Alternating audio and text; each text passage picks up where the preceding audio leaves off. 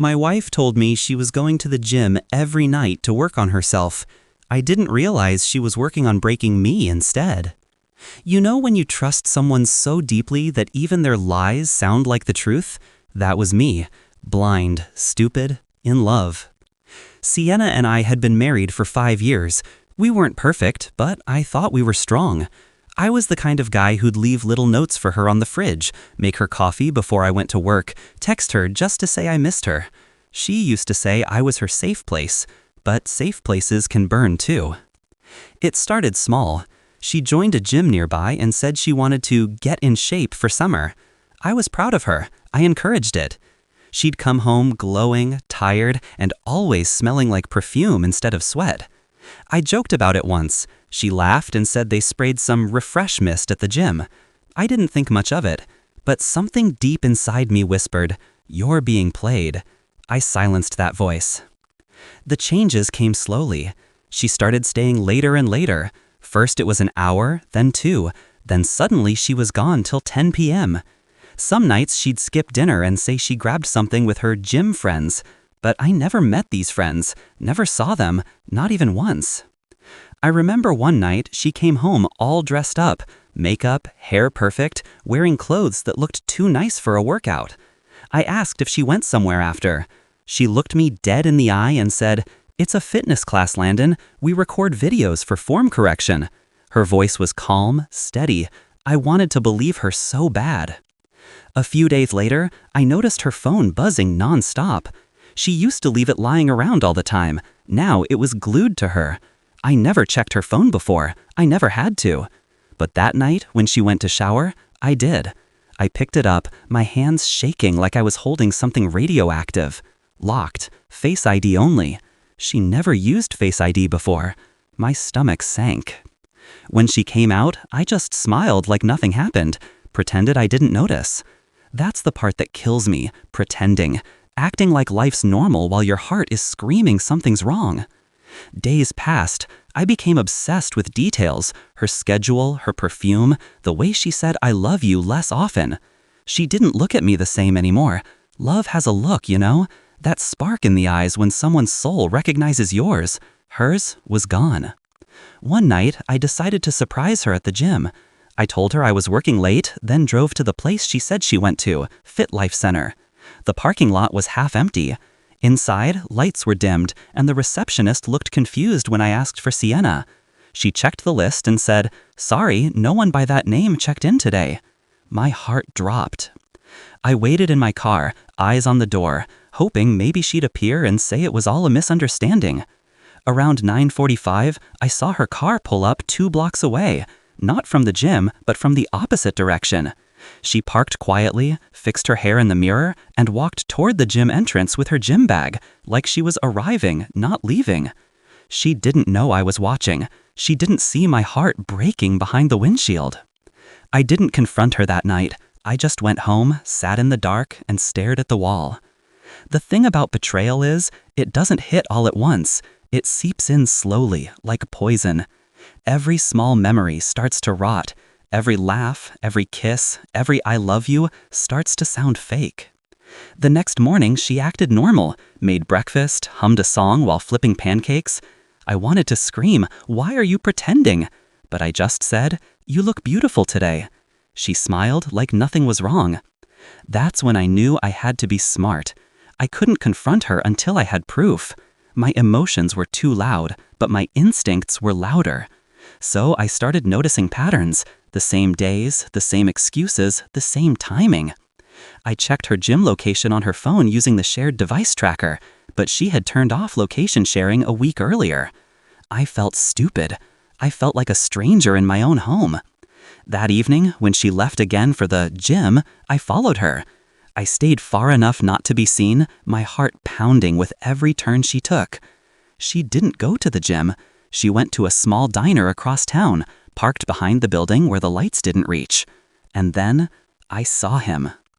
Tall, muscular, with that smug confidence, the kind of guy who knows he's trouble and enjoys it. He hugged her, kissed her on the forehead like she was his. I froze. My chest felt like it was being crushed from the inside. I didn't get out. I didn't scream. I didn't break the window or punch him. I just sat there, hands gripping the steering wheel while tears blurred everything. I watched the woman I loved most laugh like she never laughed with me anymore. When she came home later, she smelled like the same cologne that filled my car that night. That's when I realized she'd been lying for months, and I'd been dying every day without even knowing it. I didn't sleep that night. I didn't cry. I just sat there, scrolling through our old photos, wondering how love could turn into this. How someone could wake up beside you every morning and still belong to someone else. If you're still listening, I just want to say, never ignore your gut. It knows the truth long before your heart can handle it. And hey, if stories like this hit close to home, make sure you hit like, share this story with someone who needs to hear it, and drop your thoughts in the comments. I read every one of them. And trust me, this story isn't over yet. I didn't sleep for 3 nights after that. Every time I closed my eyes, I saw her laughing in that diner, her hand touching his across the table like it belonged there. I'd wake up drenched in sweat, confused whether the pain in my chest was anger or heartbreak, maybe both. I kept replaying everything she'd ever said to me, trying to spot the lie I'd missed. When did she stop loving me? Was it sudden, or was it slow, like a candle running out of wax? By the 4th night, I realized something. I couldn't live with half-truths anymore. I didn't deserve to be haunted by her lies in my own house. If she was going to keep pretending, I had to make her face what she'd done. But I wasn't going to scream. I wasn't going to beg. I wanted her to feel the weight of truth in silence. So I planned it carefully. The next evening, I left work early and stopped by the same diner where I'd seen her. I walked in, pretending to scroll through my phone, and spotted him, Jackson. He was sitting alone this time, probably waiting for her. Up close, he looked different, less confident. Maybe guilt does that to people. I ordered a coffee and sat a few tables away, pretending not to notice him. I wanted to see his reaction when she arrived. A few minutes later, Sienna walked in. She looked radiant, too radiant for someone who'd been at the gym. She spotted him, smiled, and leaned in for a kiss. He hesitated when he saw me sitting there, his eyes flicking toward me just for a second. I saw the fear, the recognition. Sienna turned, following his gaze, and froze when she saw me. Her face drained of color. She didn't move, didn't speak. I just raised my coffee cup slightly, like a quiet toast, and said, "You forgot your gym bag." Silence swallowed the room. I stood, placed the bag on their table, and walked out without waiting for her to speak. My heart was pounding so hard I could barely breathe. But for the first time in weeks, I felt alive. That night, she came home crying, said it wasn't what it looked like, said she'd been confused, that it was a mistake. I didn't argue, I just listened. When people lie long enough, they start believing their own stories.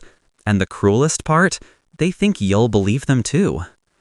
I told her I needed space, packed a bag, and left to stay at a friend's place for a few days. She begged me not to go, grabbing my hand, saying she could explain. I looked at her, and for a second, I almost softened. But then I remembered her laughter in that diner, the perfume, the silence in our house, and I let go. At my friend Harper's apartment, I finally broke down. Harper didn't say much. She just listened. Sometimes, silence is kinder than words. The next few days were blurry. Work, sleepless nights, endless thoughts. I kept checking my phone, expecting her to text. And she did. Every day. Long messages, apologies, promises. But apologies mean nothing when the trust is already buried. One morning, I woke up to a message that said, "Please come home. I can't do this without you." I stared at it for a long time. Then I went home, not because I wanted to fix things, but because I needed closure. When I walked in, the house felt different, cold, quiet. She sat on the couch, eyes swollen from crying. She looked smaller somehow, like all her confidence had been drained away. "I'm sorry," she whispered. "I messed up. I thought you didn't love me anymore." I didn't answer. I just listened her talk. When people lie long enough, they start believing their own stories. And the cruelest part, they think you'll believe them too. I told her I needed space, packed a bag, and left to stay at a friend's place for a few days. She begged me not to go, grabbing my hand, saying she could explain. I looked at her, and for a second, I almost softened. But then I remembered her laughter in that diner, the perfume, the silence in our house, and I let go. At my friend Harper's apartment, I finally broke down. Harper didn't say much. She just listened. Sometimes silence is kinder than words. The next few days were blurry. Work, sleepless nights, endless thoughts. I kept checking my phone, expecting her to text. And she did, every day. Long messages, apologies, promises. But apologies mean nothing when the trust is already buried. One morning, I woke up to a message that said, "Please come home. I can't do this without you." I stared at it for a long time. Then I went home, not because I wanted to fix things, but because I needed closure. When I walked in, the house felt different, cold, quiet. She sat on the couch, eyes swollen from crying. She looked smaller somehow, like all her confidence had been drained away. "I'm sorry," she whispered. "I messed up. I thought you didn't love me anymore."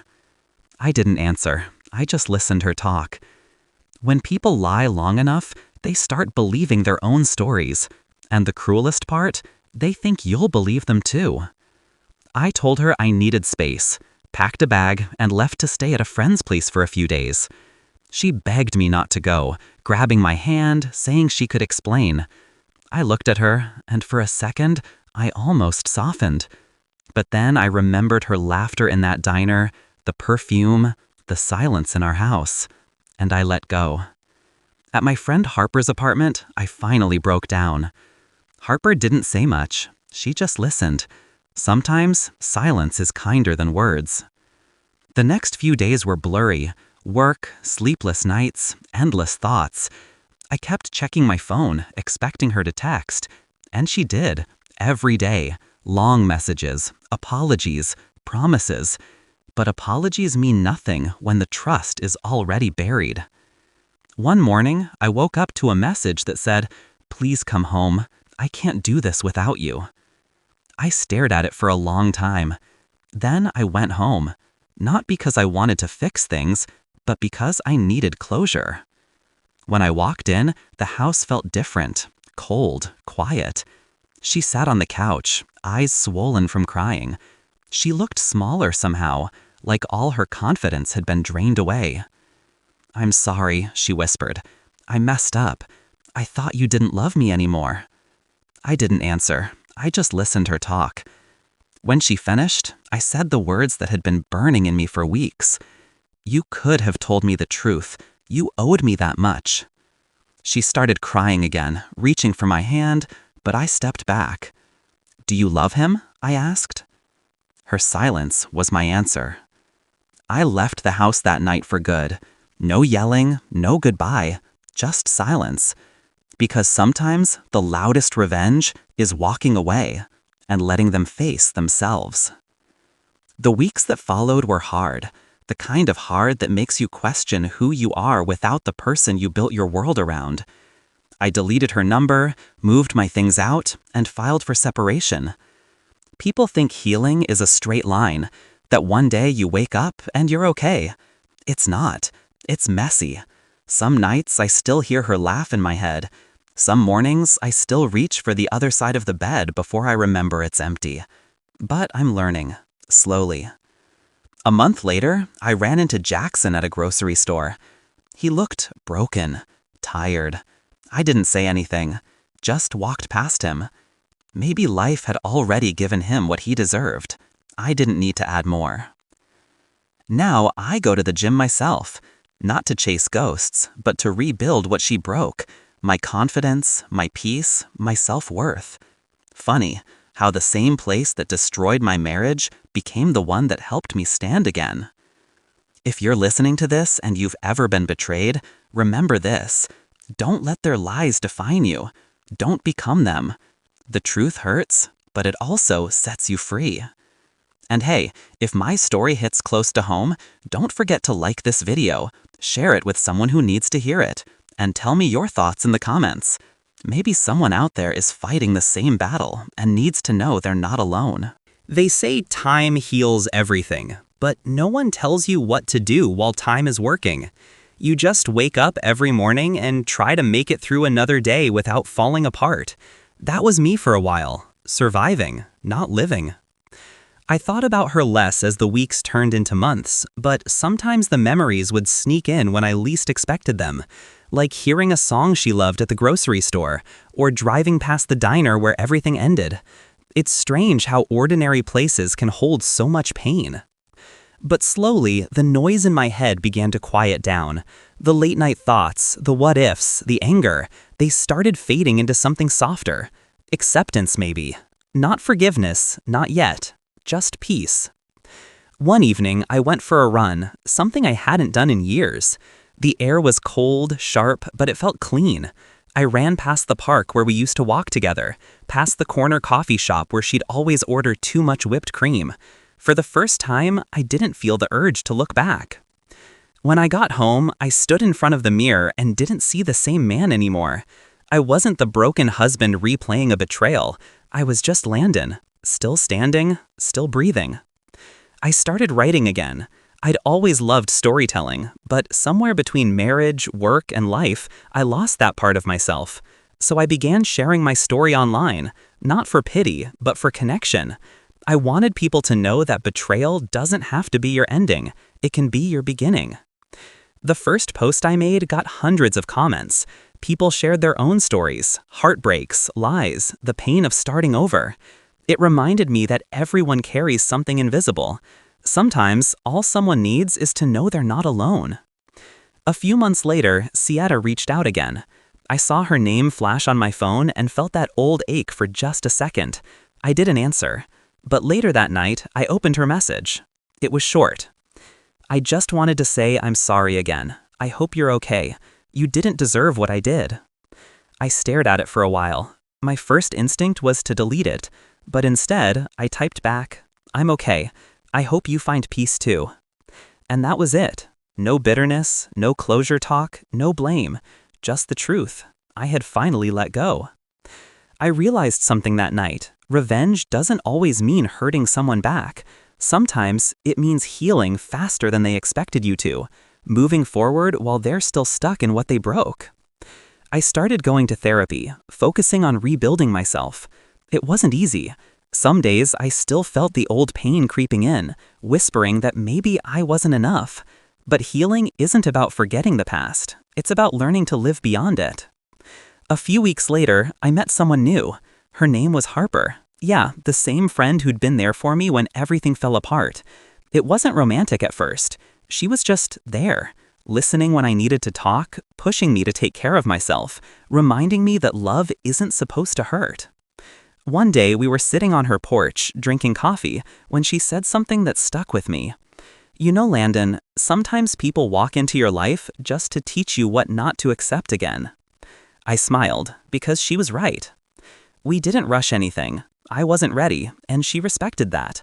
But I won't lie, being around her felt different, safe, honest, the kind of peace I didn't know I needed. Months passed. Life slowly found its rhythm again. Work was good. I started traveling, meeting new people, sharing my story on podcasts and online forums. Every time I talked about it, it hurt a little less. And every time someone said my story helped them leave a toxic situation, I realized maybe all of this had a purpose. Sometimes I still think about Sienna, not with hate, but with understanding. We were two people who stopped listening to each other. Maybe if she had been honest, maybe if I had noticed sooner, things could have been different. But life doesn't work on maybes. It moves forward whether you're ready or not. One afternoon, about a year later, I walked past the same gym she used to go to. It had new signs, new people, new energy. I stopped for a second, smiled to myself, and kept walking. The past didn't own me anymore. That night, I sat down to record another story for my channel. My voice was calm, steady, no cracks, no anger, just truth. I said, if you're listening to this, and you've been lied to, cheated on, or left broken, I want you to know something. You will get through it. You'll wake up one day, and the pain that once felt permanent will just be a story you tell. You won't even notice the exact moment you heal. It'll just happen, quietly, while you're busy living again.